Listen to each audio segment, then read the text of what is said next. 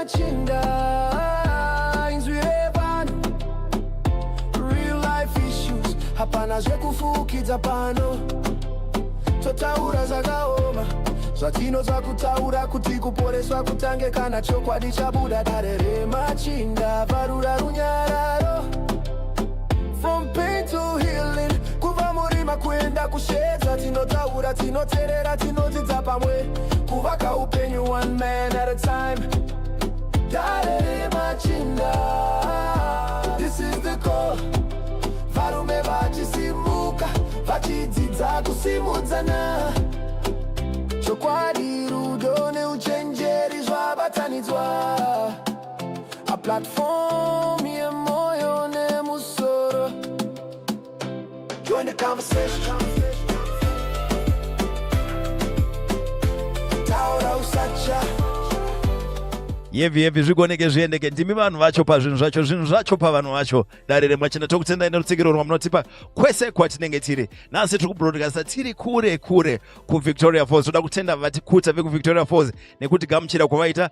Kana usati wasvika kuVictoria Falls uri muno muZimbabwe wakasara, it's such a nice place, majestic place. Plus vanhu veko vane mufaro, vanotigamuchira zvakanaka. Tokutendai nerutsigiro rwenyu. Vatibata zvakanaka, vatoda kutenda kunonzi kumusha. Pakumusha ndo patiri. Nzvimbo yakanaka, chikafu tadya hatisatambudzika. Traditional foods. Kana wauya nemuenzi wako ari kubva kunze kwenyika uida kunzwa feel of Victoria Falls, make sure kuti wakabhuka pakumusha. Tokutendai nerutsigiro rwenyu pazvese. Toda kutenda vanotitsigira, toda kutenda vanofamba nesu nedare remachinda. Monday, every Monday na 7 o'clock tinosimuka dare remachinda. Toda kutenda big boss wedu Mr. C, Mr. Obey Chimuka nekumira kwamunoita nedare remachinda. Tinokutendai, asante. Asi nhasi idare ratisiyani nedare ratinoziya, tikuita tiri live. Toda kutenda varidzi venzvimbo ino vatibvumira kuti tiite recording yedu nekutichedza kwavaita. Mbunzo ndo yatiri kutanga nayo, mbunzo yakawanda. Asi panel yedu nhasi tati zvibalance. Tonzwa vedu vekuHarare, tonzwa vekuno kuVictoria Falls. KuVictoria Falls tinava Ngwaruvume, is a doctor muno muVictoria Falls. A round of applause for Mr. Ngwaruvume. Siyabonga, asante. Kozoita soko wakumuzi zikuenda Apiri. Mr. Piri, thank you very much for gracing our occasion today. A round of applause for Mr. Piri. Siyabonga, tinotenda. Kozoiti vekuguta Dr. Ruwende munowaziya. Kozoti nedare vamparinga, thank you very much, tinotenda. So tisatambise ngwa mbunzo yakawanda nasi, mbunzo yatanyorerwa kunoko. So zvatangoita tangoti mbunzo inyorwe kunoko. Saka tinenge mimwe ichapindurwa navo vese, imwe inenge iri medical inogona kupindwa nemadoctor. Tinotenda. So for this one, I'll take it to you, Mr. Piri. How your answer is your maonero yenyuwa. The question is, how can we break the cycle of mistrust amongst brethren in business and partners? Kusatrustana mabusiness tinozvibreka sei? How can we break that? It's a question from one of the partners. Right, thank you so much everyone. Ndofunga kuti mabusiness edu echivanhu vatema, we really need to support each other. We need to be supportive. Varungu vanosupportana, vanoshare my ideas, vanosimudzirana. Isisu tinoita zvekuitirana shanje. I'll give you an example. Ini ndinoita mabusinesses ema-hardwares. Kana vanhu vachiya kuzotenga kwandiri, vanozouya kuzotenga apa stage yekuti asisina mari. Akuti izvo ndapa roof level, ndanga ndichikumbirawo account. Munokwanisa kundibatsirawo here. But utaza kumashure kuti kuzosvika from foundation to roof level, wanga uchitenga kupi? Now you're coming to me because you now want me to give you an account. Saka mabusiness edu tinofanira kunge tichisimudzirana, because inini kana wawirwa nenhamo ndinokwanisa kunge ndichiuya kuzokubatsira. Asi vamwe vachena, they won't even come or they won't even donate anything kana kwaitika anything kwauri. Saka mabusiness edu tinofanira kunge tichibatsirana, tichisimudzirana, tichishare ma-ideas. Atingavige ma-ideas because ndichitya competition. Because even if I hide an idea to you, someone will come up and bring the same business. Once now umboudza idea yacho. Saka competition is healthy. Let's share business ideas to everyone and support each other. Thank you. Thank you. Tinotenda. Tazvinzwa here izvo kusimudzirana pachedu. Kuti wapedza imba kuda kuwendera wakukwereta wakurufu. Kopo wakatanga foundation waitenga kunani. Unongoda tondidonedzawo. Nditangire nechikwereti papo. Thank you very much, Sepiri. And this is your question again before tatenda more different questions. So, what do you do when your wife has a higher paying job than yours? Is she supposed and she's exposed to more opportunities than you? All right. I will answer it Nenzira Kristu. Pastor Mparinga, you will help me there. I'm in Erudite Church. Right. Inini I believe kuti Mwari pakasika munhukadzi nemunhurume. Akataura kuti you shall leave your mother and father and you shall become one thing. You shall become one flesh. Inini nemudzimai wangu chinhu chimwe chete. Saka what God has put together, no one should put asunder. Saka money shouldn't be able to separate us. Kana ndata chinhu chimwe chete, inini nemudzimai wangu, we put our monies together. Kana ndichitambira shoma, iye achitambira yakawanda, tinoisa patable apa. Here's our money, we put it together. And we budget it together and we use it together. Zvekuti iye yake ndeyake, yangu ndeyangu. Tinenge taseparatwa nemari. The money would have separated us. But we need to remain one thing as God has put us together as one thing. Thank you. A round of applause for Mr. Piri. Mr. Mparinga, your take. All right. Thank you so much, Mr. Piri. Danger ne challenge ilipo ndekuti kana wife yacho isiri mature to that level yekuunderstand zvavataura izvi, vakadzi vakaoma pamari dzavo. So kana atotambira zhinji anofanira kutovawo nenyasha zhinji, because munhu ane zvizhinji kuti asubmite kune munhu ane zvishoma nyangwe ari murume wake, it's hard, chinhu chakaoma. So panotoda nyasha dzakawanda kumukadzi iye kuti zviite. Lifestyle yenyu, right, you are mature, munonamata, hama dzenyu pamwe hadzinamati, hadziunderstande kuti ndo zvamakawirana kuti you have become one flesh. Truly hama dzemukadzi dzinoona kunge dzakutaura zisirizvo, wotosimba. Kana une mukadzi anotambira mari zhinji, hama dzake dze dzichitotaura kuti tsanozwa kutojegwa nasista yedu. Hama dzinotodaro because nyaya kwavari kuiziva, but the two of you munotoprotectana, because chinhu ichocho chinogona kutounza division, kwete pakati nekuronga kwenyu muri two from outside. Saka ndoyanotaura yekuti kana marriage you have become one, learn to protect each other. Ngazvirege kunyanyozikanwa kunzi baba havana kana chavainacho, amai ndo vane mari kunze uko. Ngazvingorarama ezifi pamwe. Pane respect yaunopiwa zvekuti vanototadza kutoziva kuti unoura shoma kana achikuda, kana ari mature. So munamato kuti kana zhinji yawanikwa kune madzimai vaona mari zhinji, vaone nyasha zhinji dzekusubmita, bo zvakaoma kumunhu ane shoma. Chimti shewe mamukasei shewe mushoma imo toisana pamiedzo. Thank you, Mr. Mparinga. Tinotenda Evangelist Siyabonga. Still on you, Mr. Piri. So I think so many questions are business oriented. Mr. Piri, what advice would you give to a young man ari kuda kutanga warida kupinda business? Right. I think business is open to everyone. Mwari pavakatisika vachisika Adam and Eve munda Eden, vakati multiply and be fruitful. That's the mandate we were given. We must be fruitful. But vazhinji vanowandira pakumultiply apa. Asi we need to be fruitful because nyika mitawandisa. We don't need to multiply. Saka munhu wechidiki arotanga business. It's a very good idea. You need to know what you want to do. Do a research. Find out kuti business rauda kuita. I mean, mu area yauda kuita rinobudirira here. Do your SWOT analysis. Uone kuti competition zangu ndianani, market yangu ndianani, kwekuhodha kwacho, mari iri kudiwa, capital yacho imari, before you involve yourself in starting a business. But starting a business, tisamhanyire kutanga zvinhu zvihombe kana usina mari yacho. Start little by little. I will give you an example of myself because that's how I went through it. Ini ndakatanga ndichitengesa masweets chaiwo ndichiti kuchikoro. I went to Mosio Tunya High School. I was selling sweets per gate per break. Nichimira panze chitengesa masweets. I increased, I changed. Ndakanda kutengesa for masweets. I was now selling macurious. Muno mune tourists. I'm a caver. Ndaiveza macurious ndichitengesa. From there, I moved. I started selling sadza. Ndatengesa ndangati neka small place ndanditengesa sadza. Ndaramba ndichikwira. Ndakumisala ndamu restaurant, ndakumisala ndamu tourism, ndane lodge and things like that. So business ndoramba ndichikwira mbichana. Atidi zve microwave zvokuti toda kuti nhasi wamini watoisa 2 minutes tatoibva.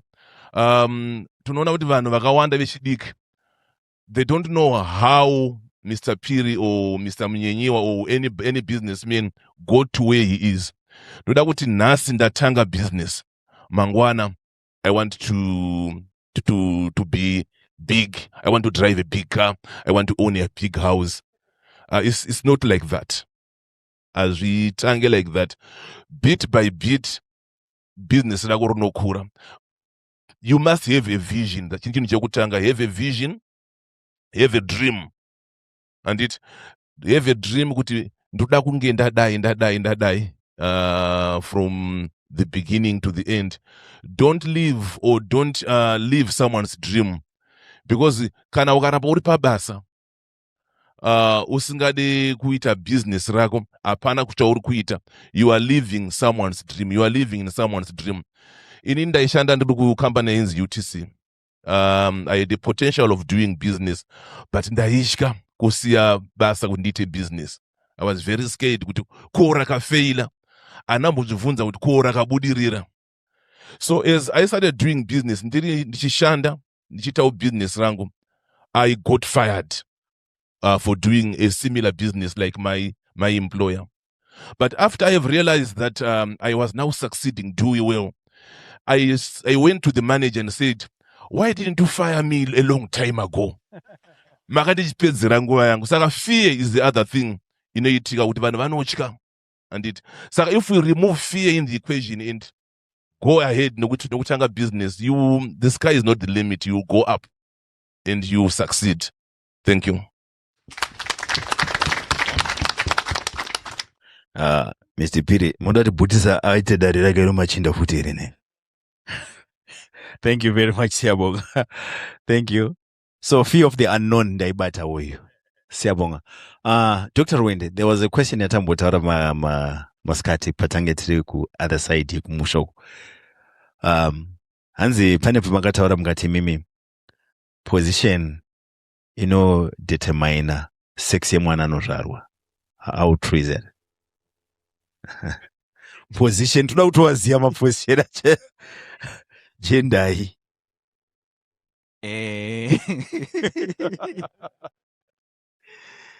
Right, theory yandaitsanangura. So kune inonzi Shetto's theory kana kuti Dr. Shetto said anga ari chiremba kuma 1960 ndiyaitaura nezvenyaya yachiti kune nzira yekuti if you want to have a male unofanira kuita izvi, if you want to have a female. Saka nyaya yake yairi yekuti pambeu yedu kana kuti masperms anditika sperm inogadzira mukomana ikariliswa zviya izvi inofamba fast, right, towards the target, but inokurumidza kuneta. Yemunhu yekuzoita a girl inononoka kufamba asi inononoka kuneta.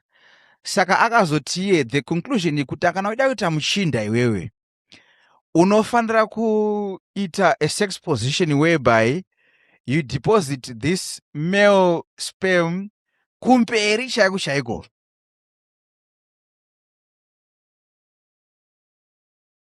Kuitira kuti mukomana uyu akurumidze dini kumhanya, nokuti tikamuisa kumashure kunoku tata anokurumidza kumhanya sanodini, anokurumidza kudeta futi. Saka tikamuisa kumberi uku anokurumidza kumhanya unobata kuzai. Saka, you have to look for a sex position that encourages you to go deep and close to the egg, which in this case, if I had to give an example, is obviously to go here. Now, if Gori and Debbie. if you and then if you want to have a girl, is the opposite, obvious. And then the other thing yati, when you calculate so you can actually calculate kuti mai vanokwanisa kuita pamiri rini. Ndinomboadvisa kune mamwe vanonga vachineseka kuti pamiri kuti so mai vanongori ne 24 hours chete dzekuita pamiri handiti ndo ovulation yayo, so which you can calculate easy 14 days minus the next cycle yachazoita on average. That's what is pa 14th day papa panoshandiswa macycle ayo madzimai, they are assuming it's a 28-day cycle. Saka vanoti muchinda yaiti zvakare uyu, kana uchida muchinda unofana kuita a day before or maybe on the day of ovulation, again for the same reason, because kanokurumidza kufaka muchinda. Saka kanodoti kadini kasangana nezai pa ovulation, zvino ukati 7 days before panozoya zai 7 days later kane kafa kudhara kamukomana. So that was his argument. Vakazostadhawo later vamwe vanozoto hachisi chokwadi, vamwe vanoti ichokwadi, asi vamwe vanoti zvinoshanda. Saka rangu rako rikufungana kuwarira indangokupawo advice yekuti So mukomana manzwanzi riye handiziye zvinoreche. Thank you very much, Dr. Rhoda. For you, Dr. Ngarivume, how does the doctors check prostate? How do doctors check prostate procedure? Something like that. Yeah. Doctors say prostate. No test was a prostate. Was a one of pins what you could. So I don't know. You tell us. Tinotenda. So yeah, so prostate, as you all know, chirwere chinowanikwa kuvanhurume chete, and chirwere zvakare chinouya with advancing age. Usually zvinonzi izvo from the age of 45 you want to start to do ma screening procedures kuchekwa. Advantage yekuchekwa ndeyekuti if the problem is identified early, intervention yacho inenge ine more success in dealing with the problem. So, and then paunoitwa ma-checks, pane sort of we look at the risk factors. Number one, like in any like prostate cancer, we want to find out kuti panere any relative of your bloodline and a problem ye cancer of the prostate. Okay, so atinoti ma first degree relatives. Kana unayo, it means that we can now classify you as someone who is also at risk. That's number one. We also look at whether you have got other cancers in your family, because ma cancer problem as genetics. And then, so we said age is number one. We want to look at men, especially above 45 years. Number two, when we are doing the screening, we are looking at the symptoms. Pane mibvunzo yatinokubvunza iwewe kuti paunoita weight papaya, the stream yeweight yako iri kuenda here kumberi uku kana kuti uri kuitira pabhutsu dzako. Kana uchitira pabhutsu dzako, it means that your prostate is big, so yakuita obstruction yakublocker kuti the pressure yeweight isaenda kumberi. That is why mchiona zviya madhara ane maprostate anenge akunhuwa weight, because panoita kuta weight inobva aitira pamatrous. Mazoona manje zviri kuitika izvi. Saka number one, we are looking at the pressure of the stream. Inofanira kushuta kuenda kumberi. That's number one. Number two, wakabatwa neweight uri panapa, paunozosvika kutoilet uko unenge watozviitira, haukwanisi kubata weight, inobva yabuda yega. And then the other symptom ndeyekuti paunoita weight iya unofunga kuti wapedza kuita weight, izvo yasarira mukati. Saka it means kuti during the night you can wake up many times kuenda kunoita weight yako, because when you empty your bladder unongo empty partially empty it imwe weti yosarira mukati. So these are some of the symptoms of prostate enlargement. Then in terms of examination, pane inonzi digital examination. Chiremba anotora glove otora nelubrication oita find out nenzira iya inobuda netsvina kuti anzwe kuti prostate yako, is it enlarged and is it a smooth or is it rough. Kana iri rough, we worry about prostate cancer. Kana iri smooth, it might mean that your prostate is just enlarged, it's not cancerous. However, panozoitwa mamwe tests like ultrasound scan inoitwa vana mama vaya vane pamuviri, inoitwa futi kuvarume ichichekwa futi prostate size yacho kuti yakakura sei, nesurface yacho, is it a smooth surface, is it a rough surface. And then the other test which can be done is a blood test. Unotorwa blood inonzi PSA. Pane numbers anoshowa kuti the PSA is above the normal range. Kana iri above the normal range, we want to look at how high is it, is just marginally high or is extremely high, and then we take it up from there. So enlargement of prostate can be cancerous or it can be just enlarged without cancer. So I think that's how we approach my prostate issues. Thank you. Thank you, doctor. Tanzwisisa here kana chaita chanyanyoitawo chirungurungu. Thank you, tanzwisisa. Siyabonga. Pazvikuno vachemana apo but havajambike. Ndo Jackson racho. Tinotenda. This one, as a married man, what do you do if you impregnate another woman while your wife doesn't know? How do you tell her or tell your family? Should I keep it as a secret? Ndibatsire you. Mparinga.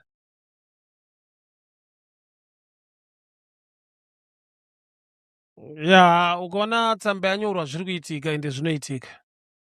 Ende unogona kuseka today tsamba yanyorwa wako vhazarawo futi mangwana. Because vanhu panza apa unenge uinawo. Uri careful yes. Pane zvinogona kuitika, zvinongoitikawo. Rinogona kutsemuka. Kana kuti anogona kukurongera okunyepera kuti ndanwa mapiritsi asina kunwa. Yobata. Chapo chinichi wochidii manje. Do you know it's hard kuti ugare pasi udze mudzimai kuti panza apa nenyaya. It's very hard. Right. Nokuti zvaitika uda uchitaura zvinotoda hama dzechikurudzira anogona kunge achirespektawo iye kuti aprocha munhu uchiziva kuti ndini ndakatadza kwete zvekuti ndiri baba pano apa zvaitika murume anogona kurora wakati tu kana watadza enda mupozisheni kunzwisa kuti ndatadzira munhu uyu, but there's a way out yekuti tinogona kugarisana pasi. Oza ukatadzira munhu ukadhila naye in a good way, nyangwe watadza ane manzwisiro aanoita. You see, saka unotsvaga vanhu vechikuru vaanoremekedza, ndo vaunotsanangurira kuti takamiitisawo panza apa, saka kunze kune nyaya, because even ukazvinyarara zvinozongobuda. You see, so kana wabuda pachena wangu ndo yakatambika so vechikuru washedza vanokugadzirisai muri tu, because haugoni kutonga nyaya yako uri watadza. Gamuchira kutongwa nokuti wakatadza. Ende zvabuda musarudzo kuti pamwe anogona ngoita hasha. Unoza kaadvantage katinako varume vashoma wakadzi anoramba varume murume akachita, kana kuti havako hameno kana variko zvavo. Mukadzi kuti ndakuenda wahura ndakuenda, aiwa anopopota haisa. Handisi kuti tina advantage because zviri right kudaro in nature. Saka vauya vechikuru vaanoremekedza vaunoremekedza, nyaya yaiswa patebho muri kutaurirwa iwe zvavataura iwe une problem unoda kuzopikisa kuti kabati zvinoitika panza zvinooni udzwa zvaunoudzwa, gamuchira, sori yako, apology yako ngaive genuine. Do you know kuti ukataura mune zvakanaka mukadzi wako chaanogona kutokupa mazano kuti chini choda kuitwa so ichidhiya. Vakadzi vari machionda dzimba dzavo because zvatoitika ka udati here mukadzi arongedze kuti wamitisa panze ndakuenda, havadaro. Imba yake anoida, murume ake anomuda, zvinorwadza, yet we must find a way out. Saka good approach yekutsvaga maelders mogara pasi chotsanangurwa woburitsawo yo apology iri jenyu, usataure zvikonzero waimbondinyima saka ndakaenda there are times yekuti ndiwo uri wrong wada kutanga uri correct futi. Gona kuzvininipisa. Nyaya ngaitsanangurwe ine proper way yokumbereragiro zvakanaka, zvinoda kuitwa zvoitwa in a better way. You can still bounce back monyatsodana naimba ipfuurira mberi. Iwo watadza iva nediscipline, iva nerespect, nyaya igadziswe zvakanaka nevanhu vamunoremekedza mese vechikuru paground. Zvokuti undifumura uri kunoudza vanhu handi wakatochiita panze kuvanhu kwawakaenda kawo. Zvechokwadi ukava ine better position, ine humility, nyaya yako inonzwisisika better. Tinotenda. Usati wagara pasi Mparinga. Mari inonzi iri enough for rora imari. Ndakanorora ndikanzi 16,000. Ndaitange ndiri kurota 16,000 Mparinga. Mazigira. US dollars baba. Itori kumayusa kudhara. But maybe yekuroora inodependa nenzvimbo, neculture, neunderstanding yevanhu vari kurorerwa. Because kuroora uku ukama, ende shona yandinotoziva kana vari vashona vanoti mukwasha mukuyu aperi kudyiwa. Mabasics anodiwa pakuroora aitwa zvimwe zvese zvinotevera. Kuroora handianza kupere. But iwe ukastada environment ya nyika yako neculture dzevanhu unotoziva kuti kunodhura kumasvingo. Saka kana wada kutambira kunogumira muchivhu muchidzoka. Because uku hakusi kwe small boys, kunoda uri maukuru chaiyo chaiyo. Ndo mafiga amuri kunzwa 16,000. Saka family yauri kuendera ukaiunderstanda haunyore tsamba iyi because unenge watoita survey yako.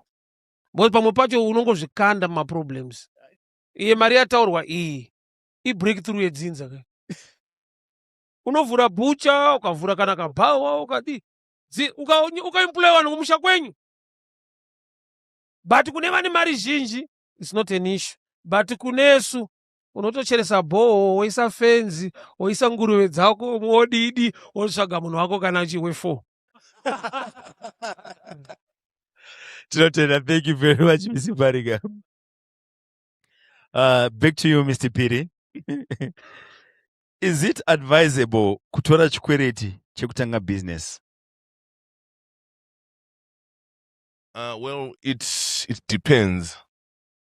It really depends. Because unogona kutonyura wakatanga business nechikwereti.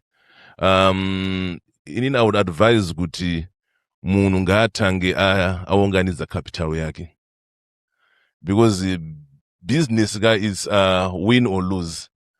Maybe the way you are thinking kuti richafamba rakadai zvinogona kuchinja rifamba neimwe nzira yausingafungidzira, then nemari yaunenge wakwereta unobva watonyura.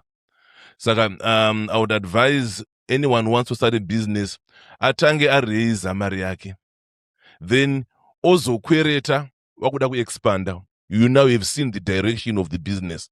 You have now realized kuti okay, zviri kutofamba. Zvandira kuda ndakuda capital injection. Saka that's when you can go and borrow from the bank or from any one angatwereresa mari. But rekutanga chairo ka advice ndingakupe ndiyo kuti do not borrow to start business.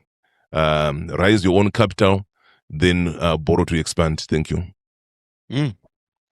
Yeah. Pakaiba. Tukutofunga kuti unanga kubhenki. Ndinoda kutenga kombi yangu inotakura 18 pazuva inobuda nemari yakati. Ndo scope yatinenge tinayo. Thank you very much. Siyabonga. This one for you, Doctor. Doctor, is there any food that promotes erection very fast?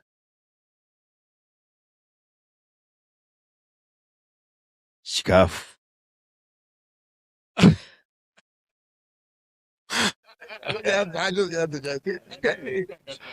Right. Thank you. This is a very, very important question. And my colleague, Dr. Wende, I think he has touched on on some of these foods. So yeah, so in terms of food, yes, there is food. Pane food, promoter, and pane food, destroyer. Okay. But now, as men, what we usually encourage us is to say, if you want to go very far, you need to go with a normal pace. Okay. If you want to go short distance, you can sprint to your destination. And ndo panofira baskoro ipapa. Okay, so pane things which can actually make you go faster, but then in the end, you won't last. So you have to know kuti you have got a long way of a long life. So in other words, Panama foods, I think if we look at the human body, so the food, promoter erection, promoter libido. And I think Dr. Mbotorani had a healthy diet. I think the message kuti let's eat well. Pane food kanganisa is just like inema simple sugars. Whereby tinozotakanganisa kama blood vessels edu achazokwanisa kuita enough blood flow, and then we end up having erectile dysfunction. And then, so the food which I can say is good is just the healthy diet. The best drink, rata or wanasi, hands is water. I totally agree with that. Drink your water regularly to keep you hydrated, to keep your blood pressure. Chini chia chi engine chia chino da pressure. Kuti chisimuke. So you need to have adequate hydration. Mvura yokwana. And in terms of salt, I think vanababa tinomboudzana kuti kana uchida kuti chisimuke chine power, unoisa salt yakawanda. Okay, salt yakawanda inoita kuti inoraise high blood pressure. Inoita kuti blood pressure rikwire. Chinobva chaitawo power for sure, because chia chinhu chinosimuka ne blood pressure. Right? However, blood pressure iri kana rakwira manje rinozoku damage the other organs. Your heart, which is your pump, inobva yakanganisika because waone high blood pressure. Your kidneys, which actually clean your body, are also disturbed. So there is actually disadvantages of men having high blood pressure from eating a lot of salt. Right? Then the other issue which I can talk inotaurwa kumabasa kumakantin inyaya yemazondo. Hanzi kana uchida kuti uite power rakawanda unodya mazondo. Mazondo akanaka, but we don't need to eat them every day or very often because ano container mafuta. Pane mafuta anonzi cholesterol. Chi engine chako chia chakaenda mafuta iwayo, ropa harizofambi. Kana ropa rarabwa kufamba, chi engine chia hachizosimuki. So we don't want you to have high cholesterol, nokuti disturb blood circulation. So for Panama foods are dangerous, Panama foods are good. My fruits are very good, my fruits. My fruits are no regulator blood pressure. My fruits are no contain potassium. All those things are good for men's health. So I think that's the message which we usually share with men. I thank you. Thank you. Makanonoka chirema majira tinoita mazondo ayaka.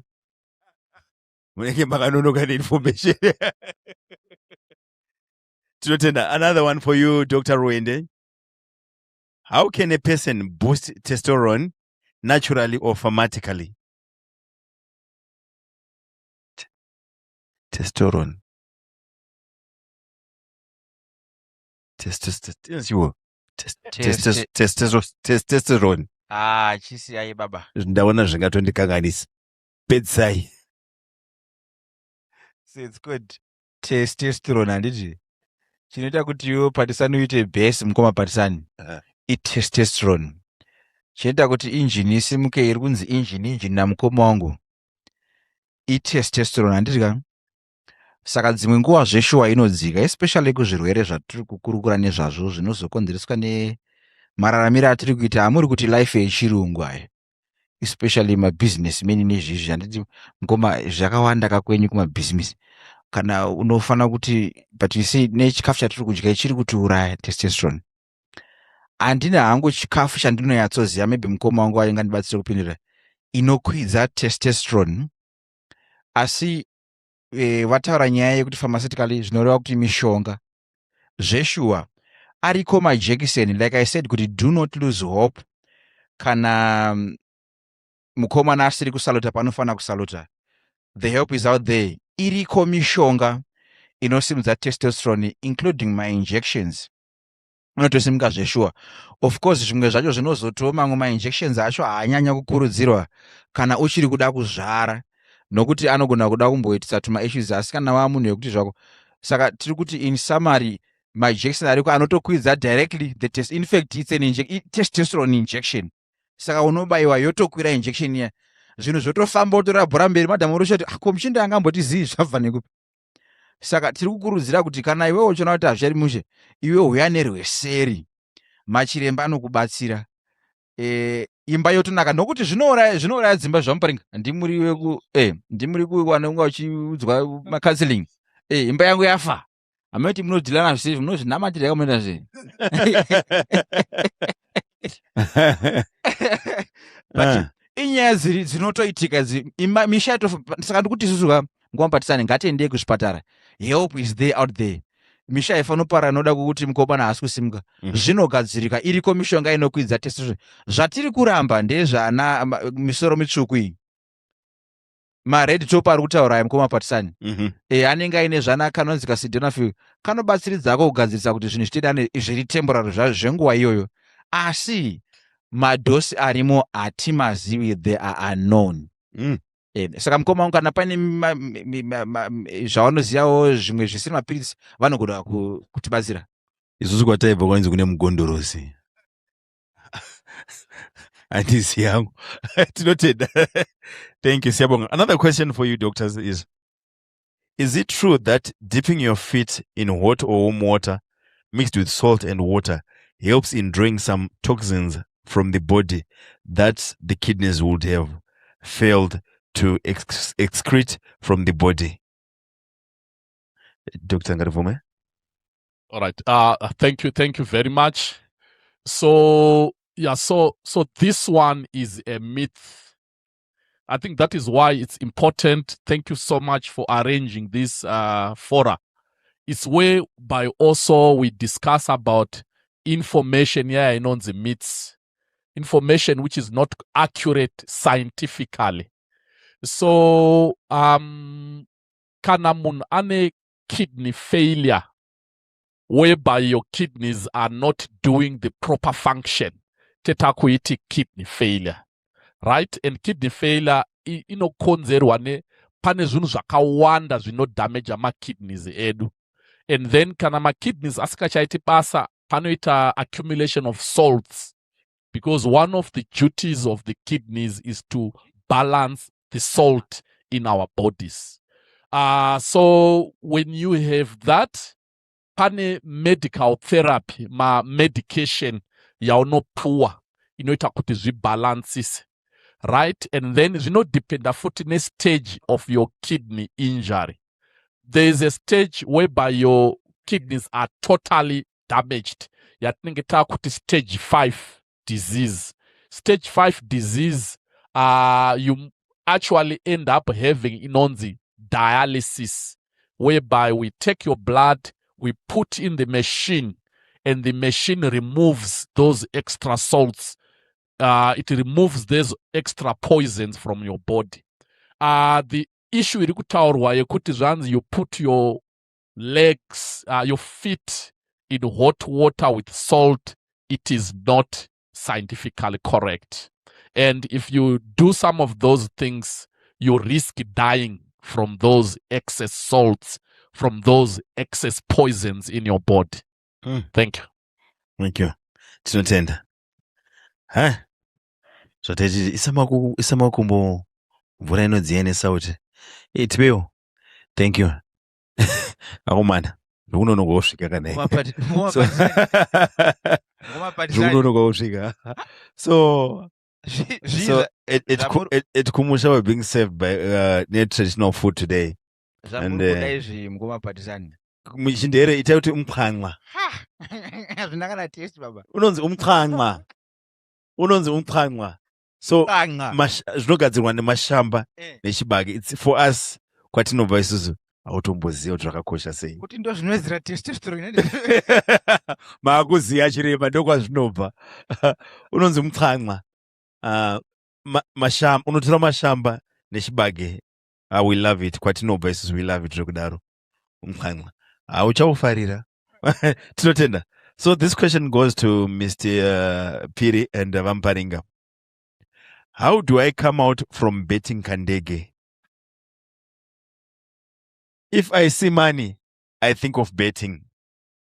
Tombatsira say, you first. Arutamba Kandege, karumuruwa mari. It's now an addiction. Vamparinga mchikadzirawo.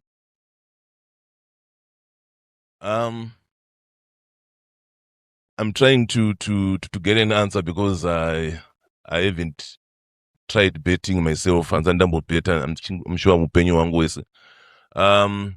It is I'm sure it's a bad habit to bet. No one gets rich by betting. And ndambona kana munhu wana akati ndakatenga ndakavakaimba nemari yekubeta. What you should know, varipo. But what you should know, betting company is a business. No one starts a business to make a loss. Munhu wese anoita business wants to make money. So the betting business yakaitirwa iwewe kuti ndiwe customer yacho. When you go and bet, they are making money off you. Saka I don't think you can get rich by betting. You just increase your poverty. But the best thing for you to make money, start a business, do a business, because betting company is also a business and they are making a lot of money. Thank you. Vamparinga. Evie? All right. Yo, issue betting yakadyarwa mindset yemurombo. Vanotrusta varombo. Ukaona kwese kuno vanotambudzika kunovhurwa betting. Why? Because pfungwa yako inenge ichikudza kuti babaka one day zvinoita. Uri kuisa trust muzvinhu zvevanhu kuti zvichakuitira zvakanaka. Uza how dangerous you are. Une vanhu vanotrusta kuti vachandisumudza. Hauzivani nawo vakangova chinhu vakaisa apa. Kati iri timu rakazondisumudza. Unaona pane level of thinking yako. Right. Namobva yakudza kuti baba one day. And one day iroro manje harikwani. And vanhu vaunonzonzi akawina akazodai havako. Vaunonongedzerwa vanhu vakadzora mari dzavo kadyiwa makore akawanda. Havana kuwina vakarikavha. Because watamba iwewe 5 months. Uchirowa wozowina 5,000. Vanhu vanofamba chiti akawina 5,000. Havati akarowa 5 months. Saka maexamples evanhu vawinawo hauna research yekuti akazowina apa akatamba kubva rini. Saka uchaona kuti haana kuwina akadzorwa kambani itone chikwereti yekumudzora imwe because vachiri vakamurova. But pameso ako iwe wabheja nhasi wamunhu achijamba mudenga ndawina 5,000 ndiye anokumotivheta nawo. Sa motivation yako iri kubva pa half information. Hakuna vanhu vanobva kuHarare vakati building apa chebetting vane aim yekuti dambomusumudza muchindi ari muvhifuz. Ukaona waisa trust mulife vamwe vanhu kuti vachakusimudza wariska, imbotraya kuita wega, imbotraya kuzvisapota. Usambofa wakatrusta munhu anoyovaka chinapa otakamana pindai munobudirira mukatu. Munhu akadaro hako. Vanhu vamunotrusta kana vebhora veve anoputsa bhora zvekuti ndengo chapinda muTV. Nonzo munhu anondiuraya nenzaro. NgepaWorld Cup apa vanhu vakakuwadzwa. Mbappe unourayiwa nevanhu vari kuFrance iwe usina kana passport. regerai vakomana. Thank you, Vampariga. Regerai vakomana. Tinotenda. Another question. This I will take to the general public. Kuvarume vese. Nguva yekudzoka kumba after outing inofanirwa kutarwa namai here. Baba vanofanirwa kudzoka kumba nguvai standard. Timbonzwa nababa. Kikupa nago mtswana agere.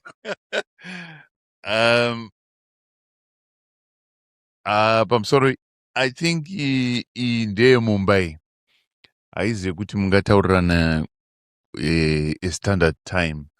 Iwe une munhu wako waunoziva, munozivana muri vaviri, kuti akabuda nhasi achiti ndichamboenda kunoona nhingi, ndichamboenda kunoona Mr. Piri, ndichamboenda kunoona bhora, ndinodzoka nguvai.